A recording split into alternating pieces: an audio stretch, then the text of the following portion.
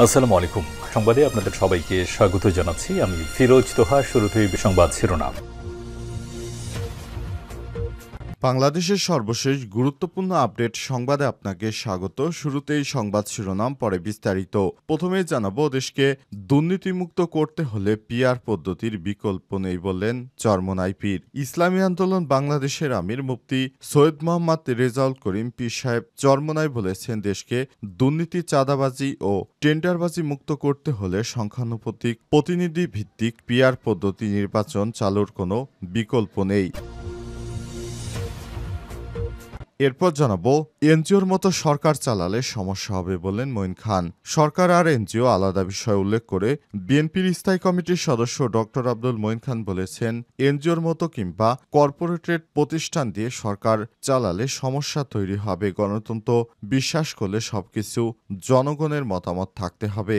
আজ রাজধানীর বনানীতে গবেষণা প্রতিষ্ঠান পলিসি রিসার্চ ইনস্টিটিউট PRI এর এক সেমিনারে প্রধান অতিথির বক্তব্যে এসব কথা বলেছেন বিএনপির এই নেতা।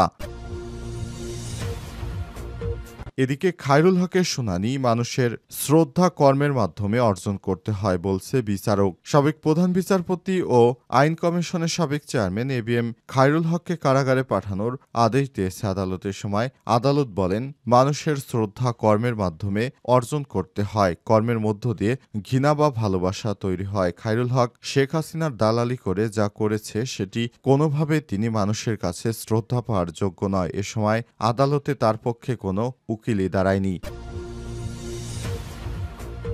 এদিকে রাজনৈতিক দলগুলো একমত হলে স্থানীয় নির্বাচন আগে হবে। রাজনৈতিক দলগুলো একমত হলে স্থানীয় নির্বাচন আগে হবে বলে জানিয়েছে স্থানীয় সরকার, পল্লী উন্নয়ন ও সমবায় উপদেষ্টা আসিফ মাহমুদ সজীব ভুঁইয়া। উপদেষ্টা পরিষদের বৈঠক শেষে বিকেলে রাজধানীর ফরেন সার্ভিস একাডেমিতে সংবাদ সম্মেলনে কথা জানান তিনি। এবং সর্বশেষ জানাবো, পাকিস্তান ইরান সীমান্তে 20 বাংলাদেশি আটক। বৈধ কাগজপত্র ছাড়া ইরানে প্রবেশের সময় পাকিস্তান সীমান্ত থেকে 20 বাংলাদেশি আটক করা হয়েছে। 20 জন বাংলাদেশিকে আটক করেছে ইরানের সেনাবাহিনী। জানা গেছে, তারা ট্যুরিস্ট ভিসায় পাকিস্তানে ভ্রমণ করতে গিয়েছিল, কিন্তু পরে তারা সেখান থেকে ইরানে ঢুকতে যায়। তবে অবৈধভাবে তারা ইরানে ঢুকতে যাওয়ার পথে নিরাপত্তারক্ষীরা তাদেরকে প্রশ্নের সম্মুখীন করায়। এরপরই তাদেরকে আটক করা হয়েছে। প্রিয় দর্শক, এতক্ষণ শুনছিলেন সংবাদ শিরোনাম, এবারে বিস্তারিত। তবে তার আগে বন্ধুরা, অনুরোধ থাকবে এই সংবাদটিতে একটি লাইক দিন। এই চ্যানেলে আপনি নতুন হয়ে থাকলে আমাদের সংবাদটি দেখতে দেখতে চ্যানেলটি সাবস্ক্রাইব করে রাখুন। কমেন্ট করে বন্ধুরা আপনার মূল্যবান মতামত জানিয়ে দিন আপনি বিশ্বের কোন দেশ থেকে বা বাংলাদেশের কোন স্থান থেকে আমাদের সংবাদটি দেখছেন এবং শুনছেন। আর বন্ধুরা, এই সংবাদটি আপনার সোশ্যাল মিডিয়া ফেসবুকে শেয়ার করে বন্ধুদেরও দেখার সুযোগ করে দিন। এবারে বিস্তারিত। দেশকে দুর্নীতিমুক্ত করতে হলে পিআর পদ্ধতির বিকল্প নেই বললেন চরমোনাই পীর। ইসলামী আন্দোলন বাংলাদেশের আমির মুফতি সৈয়দ মোহাম্মদ রেজাউল করিম পীর সাহেব চরমোনাই বলেছেন, বাংলাদেশকে দুর্নীতিমুক্ত, চাঁদাবাজ মুক্ত ও টেন্ডারবাজি মুক্ত করতে হলে সংখ্যানুপাতিক পদ্ধতি বা পিআর পদ্ধতি নির্বাচন পদ্ধতি চালুর কোনো বিকল্প নেই। প্রয়োজনীয় সংস্কার, গণহত্যার বিচার, সংখ্যানুপাতিক পিআর পদ্ধতিতে সুষ্ঠু ও নিরপেক্ষ নির্বাচনের দাবিতে আজ পিরোজপুরে এক সমাবেশে প্রধান অতিথির বক্তব্যে তিনি এসব কথা বলেছেন। এ সময় তিনি আরো বলেন, মুফতি সৈয়দ মোহাম্মদ রেজাউল করিম আরো বলেন, বাংলাদেশে 18 কোটি মানুষ গত 16 বছরে সন্ত্রাস, দুর্নীতি, গুমখুন, স্বৈরাচার, ফ্যাসিস্ট ও বিভিন্ন অপসংস্কৃতির গ্লানি থেকে মুক্ত হতে চায়। ইসলামী আন্দোলন পিরোজপুর জেলা শাখার সভাপতি মাওলানা মোহাম্মদ ইয়াহিয়ার সভাপতিত্বে বৃহস্পতিবার শহরের কেন্দ্রীয় শহীদ মিনার প্রাঙ্গণে সমাবেশে বিশেষ অতিথি হিসেবে বক্তব্য দেন বরিশাল বিভাগীয় সাংগঠনিক সম্পাদক অধ্যক্ষ মাওলানা সিরাজুল ইসলাম, পিরোজপুর জেলা শাখার সিনিয়র সভাপতি নজরুল ইসলাম, ইসলামী যুব আন্দোলনের সাধারণ সম্পাদক মোহাম্মদ হাফিজুল ইসলাম, জেলা জাতীয় উলামা মাশায়েখ ও আয়াম্মা পরিষদ সভাপতি মোহাম্মদ মাওলানা রফিকুল ইসলাম, ছাত্র আন্দোলন জেলার সভাপতি মোহাম্মদ তরিকুল ইসলাম, সাধারণ সম্পাদক মোহাম্মদ আরিফুল ইসলাম সহ জেলা ও উপজেলার নেতারা।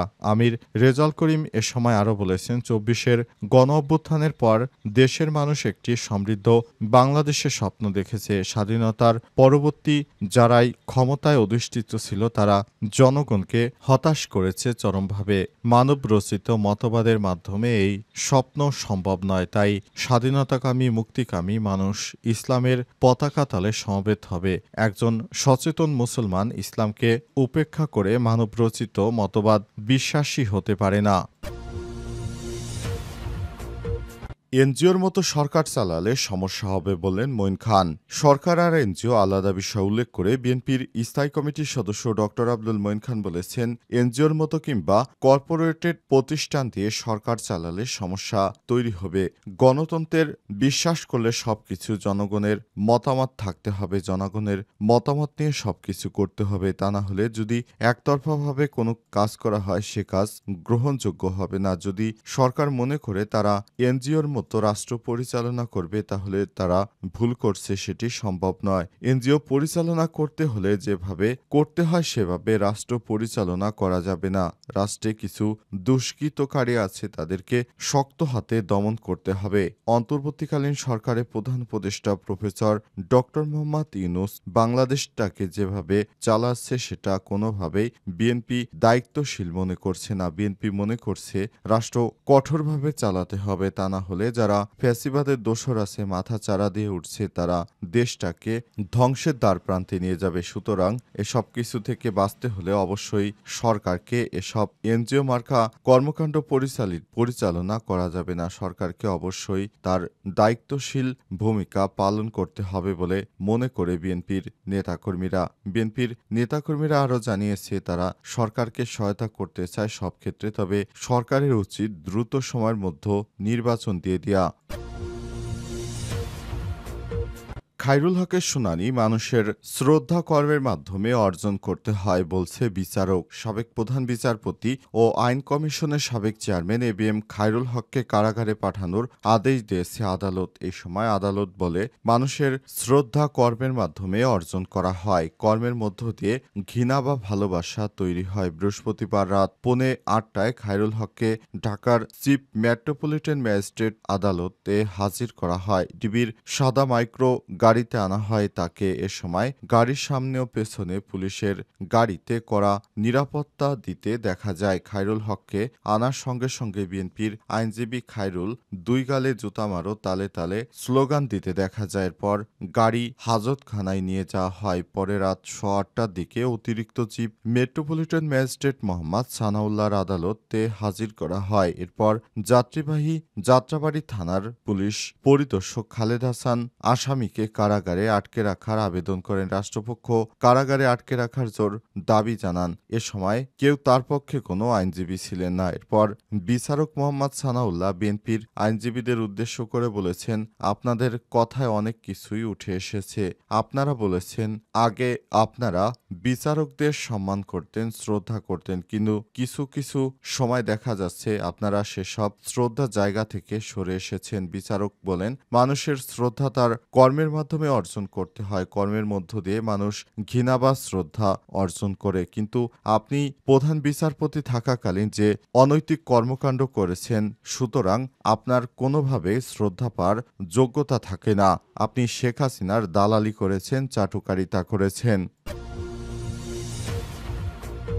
পাকিস্তান ইরান সীমান্তে ২০ জন বাংলাদেশি আটক। বৈধ কাগজপত্র ছাড়া ইরানে প্রবেশের সময় পাকিস্তান ইরান সীমান্ত থেকে ২০ জন বাংলাদেশিকে আটক করেছে পাকিস্তানের ফেডারেল ইনভেস্টিগেশন এজেন্সি এফআইএ। সীমান্তরক্ষী বাহিনী এফসি আজ বেলুচিস্তানের চাগাই জেলার তাপ্তান সংলগ্ন মাসকেল এলাকায় যৌথ অভিযান চালানোর সময় তাদের আটক করে। খবর পাকিস্তানের প্রভাবশালী গণমাধ্যম ডনের। এফআইএ মুখপাত্র আরও জানায়, তাপ্তানে এফআইএর মানব পাচার বিরোধী সার্কেল এবং এফসি কর্মীদের যৌথ অভিযানের সময় এই আটক করা হয়েছে। ওই ব্যক্তিরা অবৈধভাবে সীমান্ত অতিক্রম করার চেষ্টা করছিলেন। মুখপাত্র নিশ্চিত করেছেন যে আটককৃতরা সকলেই বাংলাদেশি নাগরিক যারা ভিজিট ভিসায় পাকিস্তান প্রবেশ করছিলেন এবং ইরানে প্রবেশের চেষ্টা করছিলেন। সন্দেহভাজনদের মধ্যে রয়েছে আবুল হোসেন মিয়া, আরিফ হোসেন মিয়া, আরিফ, সোপান আবদুল্লাহ, মোহাম্মদ কাবুল মেহেদি আলামিন, সাগর হুসাইন, নাজামুল হুসাইন, হাবিবুর রহমান, আনারুল হক, রাজব আলী, সবুজ আলী, আসাদ, রুবেল মিয়া, আরাফাত আলী, আয়মান আকন্দা এবং সাব্বির শাহী। এদিকে পাকিস্তানের একটি গণমাধ্যম আটকের সংখ্যা ৩৩ বলে দাবি করেছে। এফআইএ প্রাথমিক তদন্তে ধারণা করছে দলটির একটি আন্তঃসীমান্ত মানব পাচার চক্রের অংশ হতে পারে। আটক হওয়া ব্যক্তিরা চলতি বছরের জুন ও জুলাই মাসে বৈধ ভিসায় পাকিস্তান প্রবেশ করে। তারা উপযুক্ত কাগজপত্র বা অনুমোদন ছাড়া অবৈধভাবে ইরানে ঢোকার চেষ্টা করছিল। সীমান্ত এলাকায় এক অনাবৃত পথ দিয়ে তারা যাত্রা করার সময় নিরাপত্তা বাহিনী তাদের থামিয়ে জিজ্ঞাসাবাদ করে, কিন্তু তারা ইরানে প্রবেশের জন্য বৈধ কোনো ভ্রমণ নথি দেখাতে পারেনি বলে জানা গেছে। এরপরই তাদেরকে আটক করেছে ইরানের সেনাবাহিনী।